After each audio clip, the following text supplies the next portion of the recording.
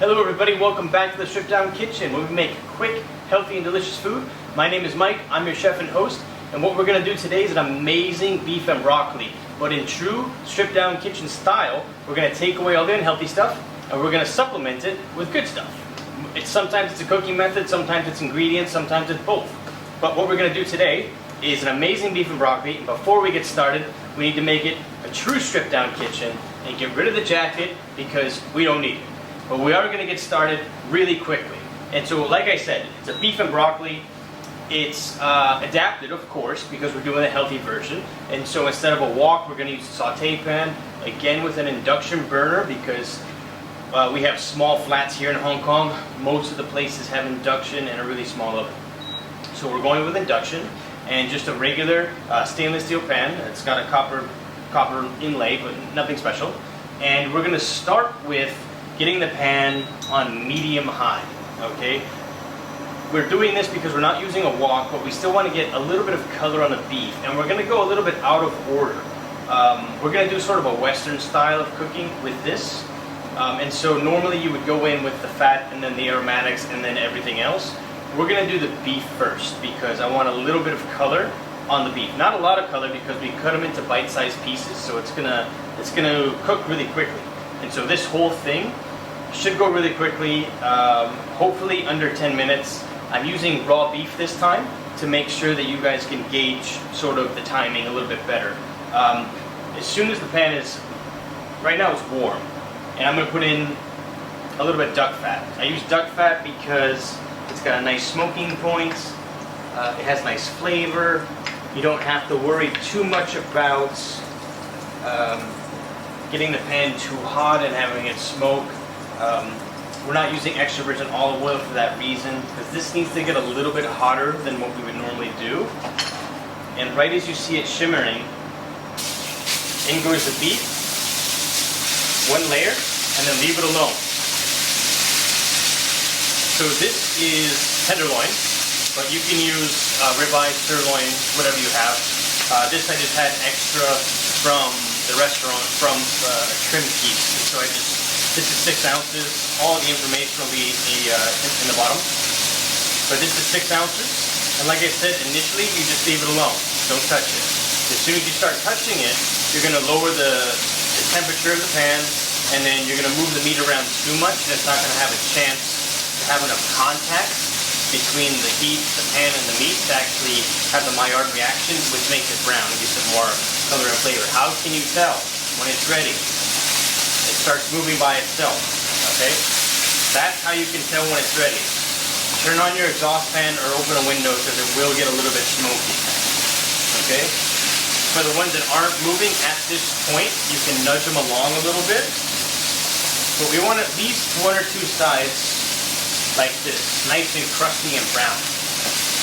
And as soon as that happens, I turn it down because I'm going to move it to the side. I don't want to keep this high of the heat the whole time. So just for a second, I'm going to turn it to low, give a quick wipe because it does splatter everywhere.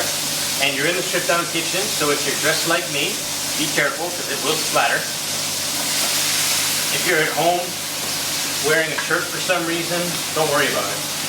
So, I have the color I want, and like I said, this is going to go fast. I only turned it down because it was too hot, and I don't want to scorch the next ingredients I put in. The first one is ginger. A nice little dice, followed by garlic and shallots. Okay? Immediately, you're going to start smelling it. And that's when you're going to start moving it around. This is the fast part, okay? Turning it back up to medium. And this is the part where you're kind of emulating the traditional style of moving it really quickly. You don't have to toss it or anything like that. Just give it a shake. After the ginger, after the garlic, after the shallots, I'm going to go a little bit of chili. You don't have to. I like a little bit of a punch, a little bit of spice. But just a tiny bit because I want to taste everything. If you put too much chili, it's just going to be spicy and you're not going to be able to taste anything. And so basically, at this point it's been about a minute, minute and a half. The shallots are starting to go soft. We're using shallots because they're much more delicate in flavor and texture. If you use an onion, You can cut it really small and really thin, but it's not going to get as soft as fast. So continuing, these are mild red chilies, similar to a bell pepper or an Anaheim, and then in with broccoli. This broccoli has already been blanched. You can use raw broccoli, and if you do, right now is when you put in a little bit of water and then cover it. I don't recommend you do that because that's going to accelerate the cooking of the beef. And so whenever possible, if you have time on a weekend or something like that, go ahead and blanch some vegetables. It doesn't take very long.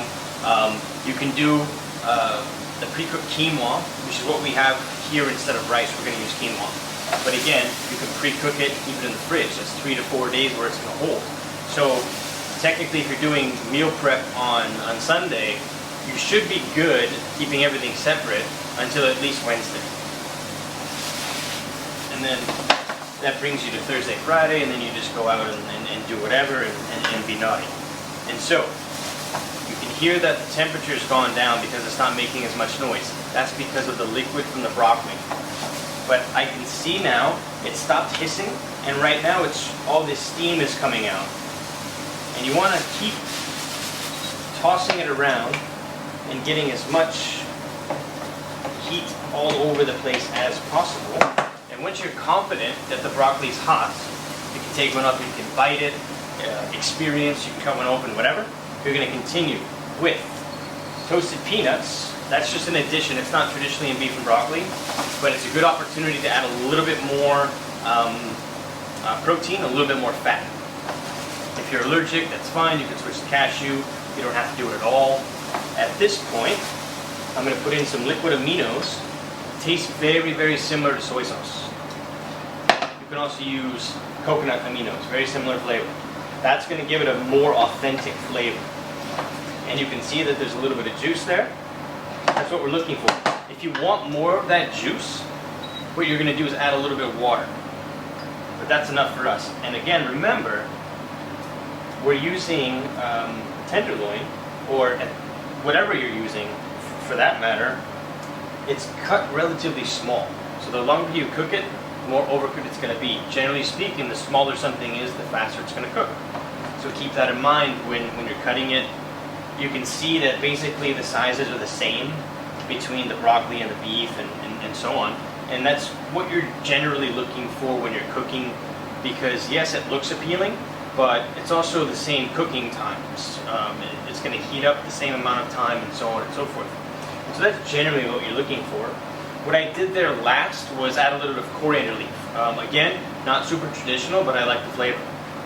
And so essentially it's done right now. You can eat it straight from the pan if you want to, but what I recommend doing is give yourself just a second, put up your bowl that you're going to serve it in, and then I have quinoa instead of rice, which again, it's a slight walk away from tradition, which would just be white rice, but this is again another chance to make a little bit of a variation in your diet. It's another chance to impart a little bit more healthy proteins. Some of the amino acids maybe you've missed in the rest of the day can come via these ancient grains, which is actually a seed, not a grain. But be that as it may, the rest of the bowl we're going to fill with the awesome, delicious 5 to 6 minute beef and broccoli. And this, my friends, is going to be a very quick, delicious, amazing, fantastic dinner. And as you saw from start to finish, as long as you have a little bit of prep done, i.e. the broccoli and the quinoa, this is only going to be a 5 to 10 minute saute. It cooks really fast. All of these ingredients you don't have to use. This is just the flavors that I like in mine. You can leave out the chili, you can add more ginger, you can leave out the ginger, you can just leave it all out and do the beef, the broccoli, and the aminos and be a purist. But essentially this is how I like to do it. If you wanted a little bit more Asian, you can also put some fresh green onions on top and maybe some sesame seeds. You can go crazy. You'd be mixing a lot of different dishes. But hey, it's your food. Who cares, right? But I just wanted to give you an idea of small changes that you can make to dishes like this, but you'll still maintain the integrity and the flavor of the original. We made a couple of changes, but it's going to make a big boost in protein, and it's going to be a big, bold flavor. I hope you guys enjoyed it. I hope you guys try it. Again, all of the information is going to be right below on measurements, the quantities of protein per gram, the percentage, basically the macro breakdown will all be down there, so don't worry about it. But this is going to be my dinner. It's about 12:30 in the morning, my time. It's after service, and this is going to be my dinner. I hope you guys liked it. I hope you guys try it for dinner, and like and subscribe. Leave some feedback. I'm always willing, and I always love answering questions. If you have any questions, please ask. Until then, I'll see you next time.